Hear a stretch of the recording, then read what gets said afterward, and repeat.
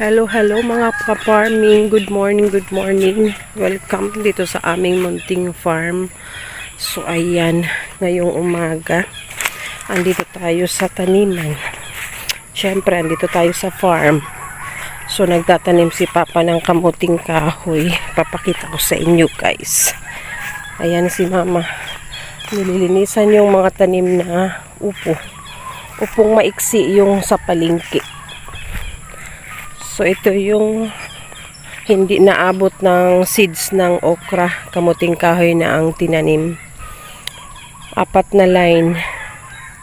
So, ito yung mga okra, guys. Oh. Hindi pa nag-germinate. Mga ano yan, 5 days bago mag-germinate kasi makapal ang balat. So, ito yung mga kamuting kahoy. Ganito yung pagtanim. Maiksi lang, pinuputol yung tangkay. So, 4 na line dito sa gilid. Maganda yung panahon ngayon. Ayan, sumikat na yung araw pero maaga pa. 6:30 pa lang ang ano na, mainit na.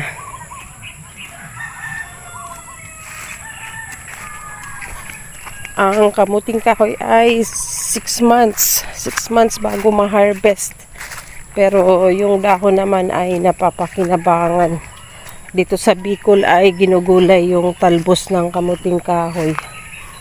Sa ibang lugar hindi. Tingin nila ay nakakalason. Pero kinakain po, ginagataan. So ayan, 4 na line yung natanim. Ang bilis ni Papa magtanim. Oh. Nagluluto kasi ako ng almusal namin. Kaya hindi ko na inabot na nagtanim siya. Pero ayan siya mga ka-farming.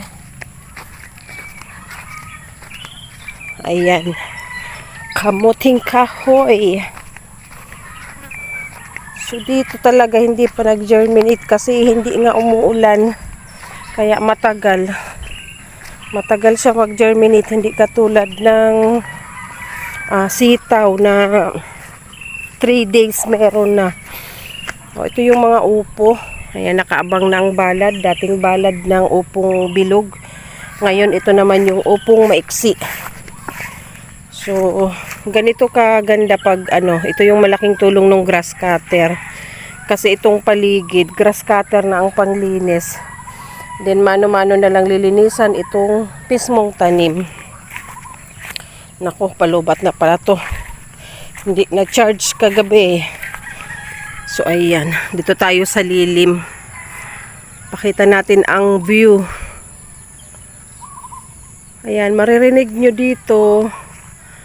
Mga huni ng ibon, manok, pato. Ingay ng aso, ingay ng mga baboy. Tahimik, wala yung mga kambing. Ayan, sagingan ang nandito lahat sa paligid, mga saging, kalamansi, niyog. Pero ang ano talaga, ang pinakamabilisang nakukuhaan ng ano, ang source of income ay gulay, lalo na ang sitaw. Ang sitaw ang hindi nawawala sa aming tanim kasi bumagsak man o tumaas ang presyo ay panalo pa rin. So, ayan, si Mother naglilinis ng mga tanim na upo. So, nag-vlog ako saglit habang nakasalang ang aking sinaing. Nagluluto na ako ng almusal. Ang taas na ng ano, oh. Maano na agad yung araw. Pero mag-7 pa lang ng umaga. So, ayan ang ganap natin today. Ayan, timingan na wala tayong ginagawaan. Matapat na may trabaho dito sa farm. Makakapag-vlog tayo.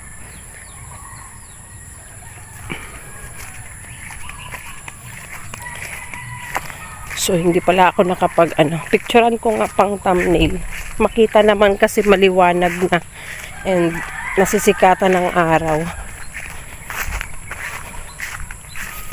Ayan. Buti hindi pa nalobat habang habang ay silaw. Dito nga ako sa side.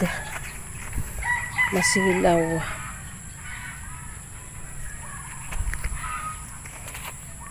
Ayan, kita naman.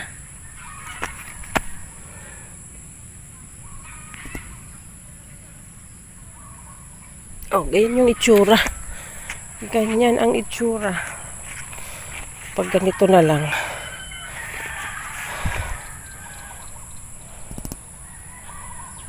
Okay.